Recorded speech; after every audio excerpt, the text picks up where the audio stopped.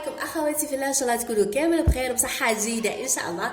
لا فيديو تاع اليوم راه عندنا واحد لاكولير ولا اروع لون بزاف شباب البنات، والحاجه اللي شابه فيها اكثر انه بدون ليماش بدون ديكاباج ولا حتى رشه بلوندو، اي بالصبغه فقط وبالتحديد بصبغه لوريات، وانت تحصلتي على هذا اللون. وما راح نقول لكم لا على مرحلتين لا على 3 مراحل لا والو، من المرحله الاولى راح تتحصلي على هذا اللون، يعني طريقه بسيطه جدا. المهم نروحوا مباشره نحكوا على القاعده اللي تحط عليها هذا الميلونج للتحصل على هذا اللون. اول قاعده معنا اللي هي الشاتا اي الكستنائي، جميع درجات الشاتا الكستنائي تقدروا تحطوا هذا الميلونج بين قوسين باستثناء الشاتا فونسي.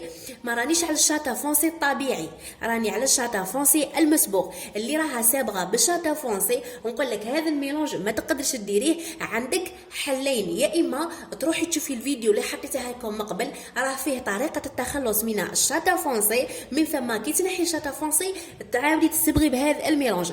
الحل الثاني انك تحطي هذا الميلونج من ثم تبقاي فتره يومين او في نفس اليوم او 3 ايام وتعاودي نفس الميلونج. واش راح يصرى؟ راح شعرك يتفتح اكثر وراح تتحصلي على اللون اللي نورمالمون تتحصلي عليه بنسبه كبيره.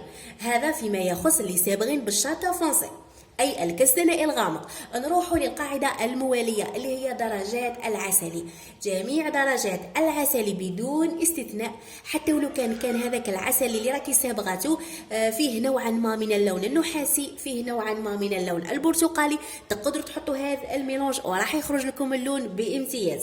نروحوا مباشره اللي عندها شعرها بني، اللي راها صابغه بالماغون ولا شعرها ماغون، ونقول لك جميع درجات البني تقدروا تحطوا هذا الميلونج، سواء هذاك البني الطبيعي او مسبوق. لكن اذا كنت صابغه بالبني الغامق الماغون فونسي، هذاك اللون للاسف ما نقدروش نحطوا فوقه هذا الميلونج. لكن ما رانيش قاصده البني الغامق تاع لوغيات، نتوما اللي راكم صابغين البني الغامق تاعكم من لوغيات ما رانيش عليكم، راني على اللي صابغين بالبني الغامق من صبغات عالميه اخرى مثل لوريال مثل غارني، هذوك البني الغامق تاعهم صامت يحكم في الشعره، ما نقدروش نحطوا عليه الوان فاتحه. حالكم حال الشاتا فونسي، نفس الحلين اللي ذكرناهم لاصحاب الشاتا فونسي، نفس الحل انتم ينطبق عليكم اللي صابغين بالماغون فونسي كيف.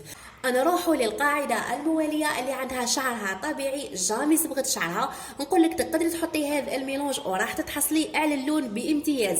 لكن هنا يوجد استثناء بسيط، اللي عندها شعرها كحل بزاف شديد السواد، اكيد هنا راني نقصد الاسود الطبيعي ماشي المسبوغ. نقول لك هنا كي تحطي هذا الميلونج للمره الاولى راح تتحصلي على لون اغمق من اللون اللي راح نتحصلوا عليه حنا، يعني راح يخرج لك فونسي على اللون اللي راح نتحصلوا عليه حنا. واش ديري كي تصبغي للمره الاولى؟ تقدري تحطي الصبغه تاعك في نفس اليوم على مرتين عادي جدا، اكيد شعرك راح يتفتح وراح تتحصلي على اللون المطلوب. نروحوا للقاعده المواليه اللي هي صحاب ليماش، اللي عندها ليماش هابطين، ليماش جدد، ليماش تاعها هابطين بزاف كامل، تقدروا تحطوا هذا الميلونج. ليماش تاعكم ما راحش يتفاصاو، راح يتفتحوا اكثر، راح يضواو اكثر، يعني ليماش تاعك كامل ما تخافيش عليهم، بالعكس راح يحيي لك لون ليماش. جذور راح يتصبغوا بلون متناسق مع لون ليماش، يعني بالمختصر اللي صابغه ليماش تقدر تحط هذا الميلونج وراح يخرج لها لون متناسق وشباب. نورمالمون رانا حكينا على جميع، لا استناو ماشي جميع، رانا نسينا اللي عندها الشيب، اللي عندهم الشيب عندكم تعديل بسيط باه ما نخلط لكمش المعلومات كي نكون نخلط في الميلونج، راح نذكر لكم هذاك التعديل. اول رقم معنا اللي هو رقم 20،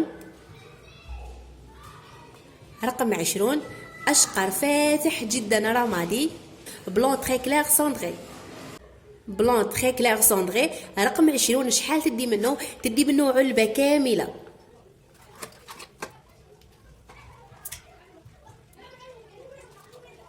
نروحوا للرقم الثاني اللي هو رقم 22 اشقر بندقي، بلون نوازيت اشقر بندقي، رقم 22 شحال تدي منه؟ تدي منه النصف.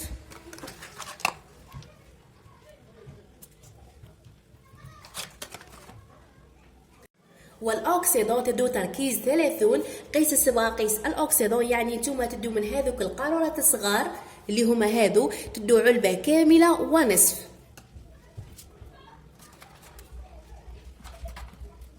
احنا نروحوا لصحاب الشيب. نتوما صحاب الشيب القاروره تاع الاوكسيدو تاعكم ما تدوش علبه ونص، تدو علبه واحده فقط باه الميلونج تاعك يثقل والشيب يتغطى. هذه الحاجه الاولى. الحاجه الزوجه يكون تركيز 20، يعني وين ما كان مكتوب تركيز 30 تلقاو تركيز 20. تركيز 20 ماشي تركيز 30 صحاب الشيب. وكما خبرتكم نقصوا من كمية الأوكسيدو، يعني ما تدوش قارورة ونصف، تدو قارورة واحدة. بهذه الطريقة الشيب تاعكم راح يتغطى. نروحوا ايضا لبعض المشتركات يقولوا لي انا شعري قصير وهذه الكميه راها بزاف على شعري. نقول لك انا وين ما ديت نصف انت تدي ربع، وين ما ديت انا علبه كامله انت تدي نصف. وايضا اللي يكون شعرها كثيف تضاعف الكميه، وين ما ديت انا علبه تدي علبتين، وين ما ديت انا نصف تدي هي علبه، يعني امر بسيط جدا.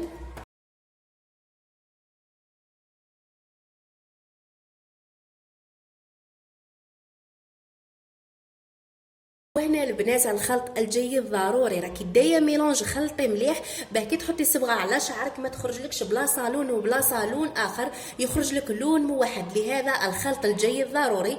وايضا كي تحطي صبغه في شعرك خليه هنا في الجذور 2 سنتيم، ما تحطيش فيهم الصبغه تاعك، وحطي صبغه في باقي الشعر. كي تبقى لك ربع ساعه وتغسلي شعرك حطي الصبغه تاعك في الجذور. وكي تحطيها في الجذور ماشي تحطيها وتروحي وتخليها، تبقاي تراقبي فيها. كي تشوفي اللون تفتح، اللون راه موحد، تروحي تغسلي شعرك مباشرة.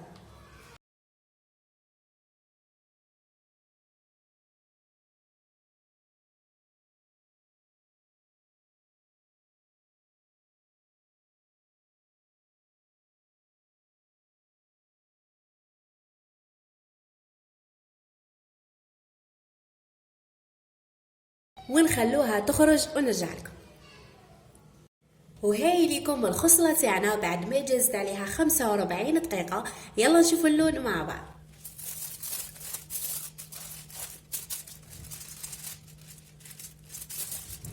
هاي ليكم اللون تاعنا بزاف شباب، وكي تتغسل تتنشف راح يبان لكم اللون اكثر وافضل.